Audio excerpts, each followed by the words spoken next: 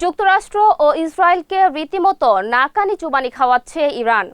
আগেই একটি মার্কিন F-15E যুদ্ধবিমান ধ্বংস করেছে তেহরান। ওই বিমানে থাকা একজন ক্রু নিখোঁজ রয়েছেন।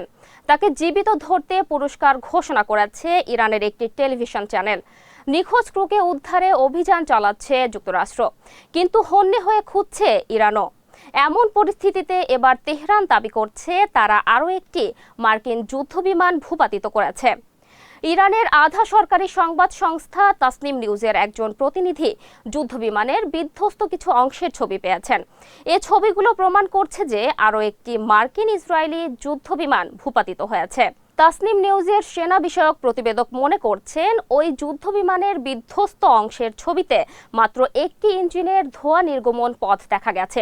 এর উপর ভিত্তি করে ধারণা করা হচ্ছে যুদ্ধবিমানটি একটি F-16 অথবা F-35 হতে পারে।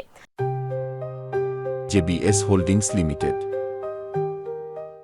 তবে এটি F-16 হওয়ার সম্ভাবনাই বেশি। এ ঘটনার কয়েক ঘন্টা আগে তেহরান সহ ইরানের বেশ কিছু শহরের উপর দিয়ে কয়েকটি যুদ্ধবিমান উড়ে যাচ্ছিল। সে সময় দেশটির সশস্ত্র বাহিনীর বিমান প্রতিরক্ষা ইউনিটের ব্যাপক গোলাবর্ষণের মুখে পড়ে বিমানগুলো।